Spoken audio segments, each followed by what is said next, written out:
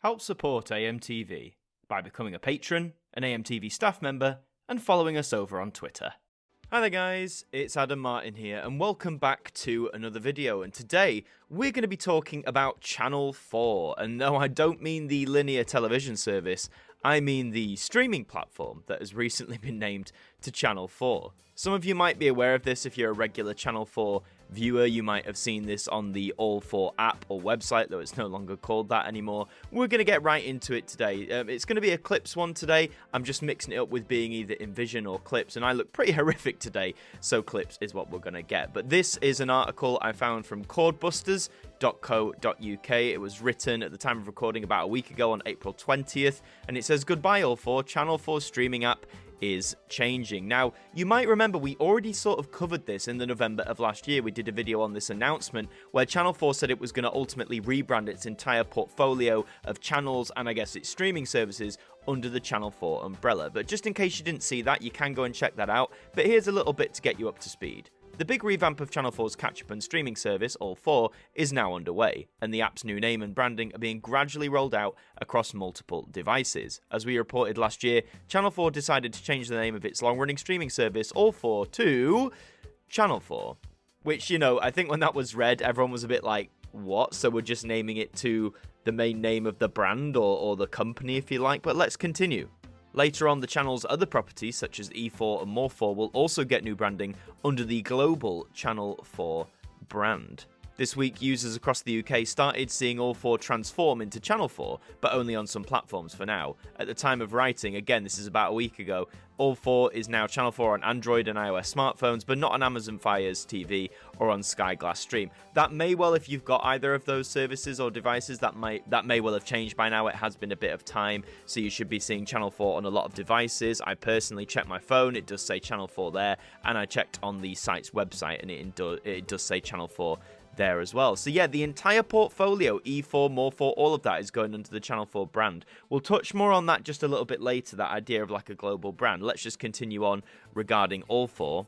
This means that the linear version of Channel 4, which people watch on Freeview, FreeSat and the pay TV platforms, will have the same name as the channel's streaming app, a first for a UK broadcaster, as audiences increasingly no longer distinguish between digital and linear content.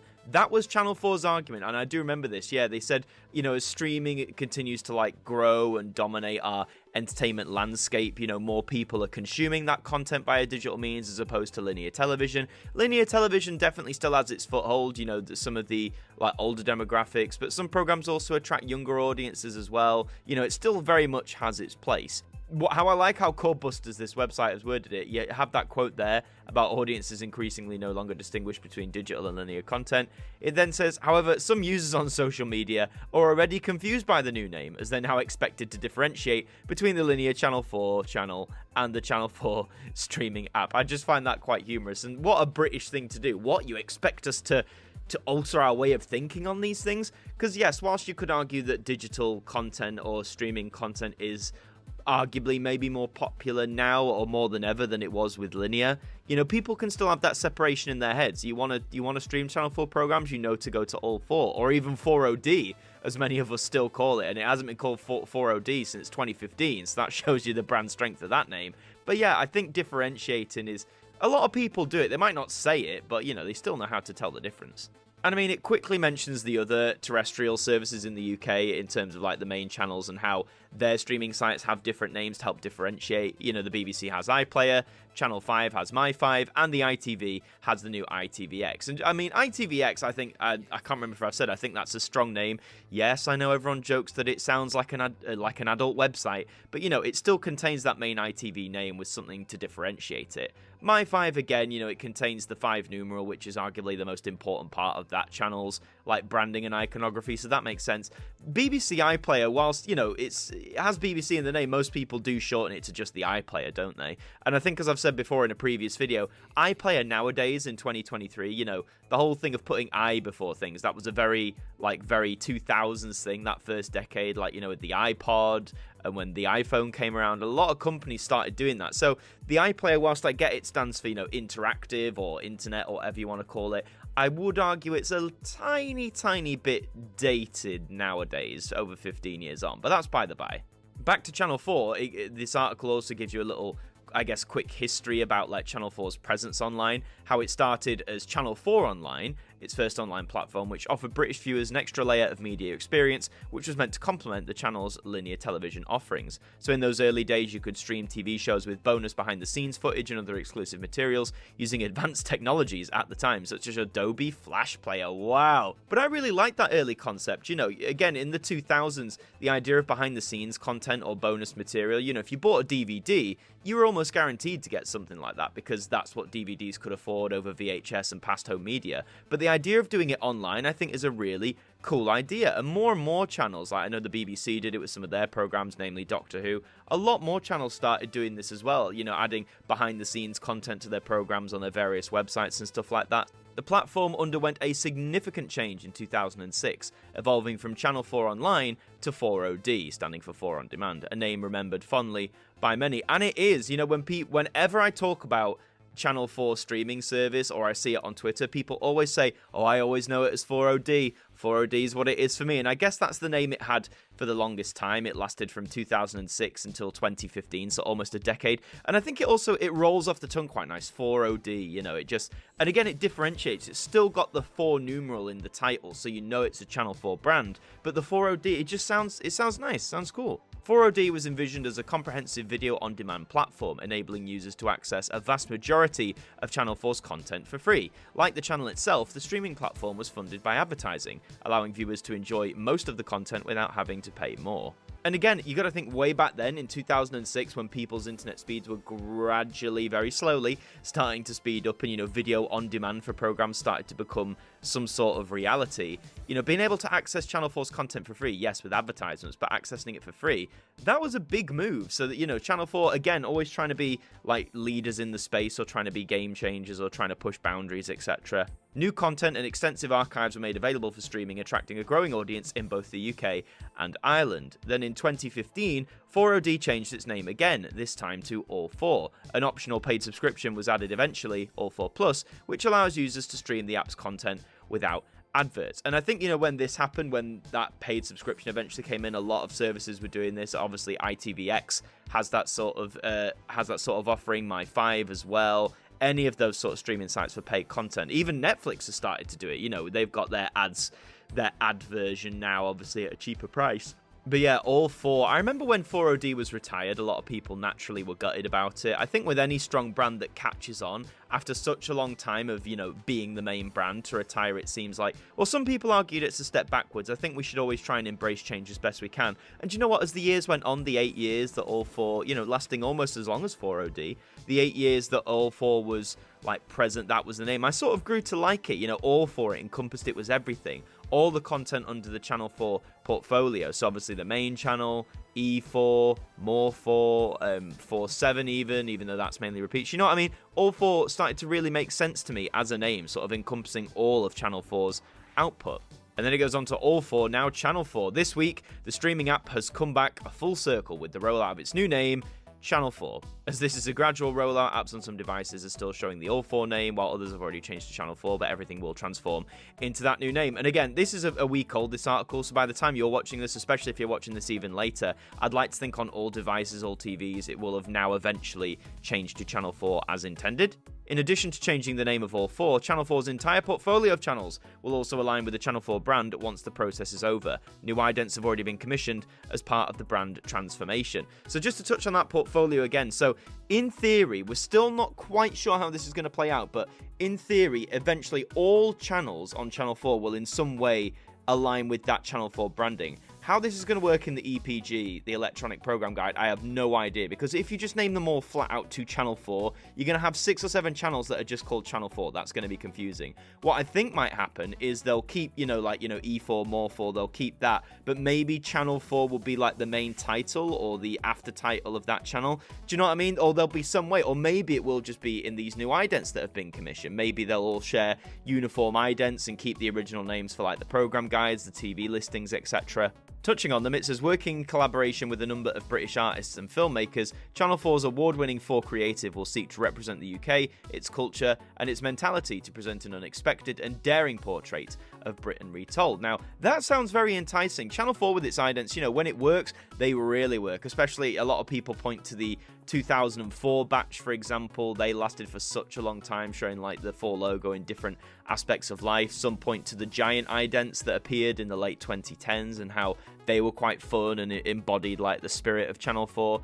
At the time of recording this, as far as I know, I don't think any of these new idents that have been commissioned have been shown yet. I don't think they've made their way to television. The most recent idents that we've seen, are these like multicolored idents with the 4 logos sort of in like block formations or all that sort of stuff, if that makes sense. So they're like the most recent idents that Channel 4 has had. I'm looking forward to that coming, and you better believe we'll be taking a look at it over on the ident review when the time comes. It rounds off by saying Channel 4 viewers on social media are already confused by the new branding. You've got a tweet here from Regular Tweets UK who says Channel 4 streaming service ALL4 is now simply called Channel 4. Watch Adult Swim on Channel 4, the streaming service, not the channel, and on E4.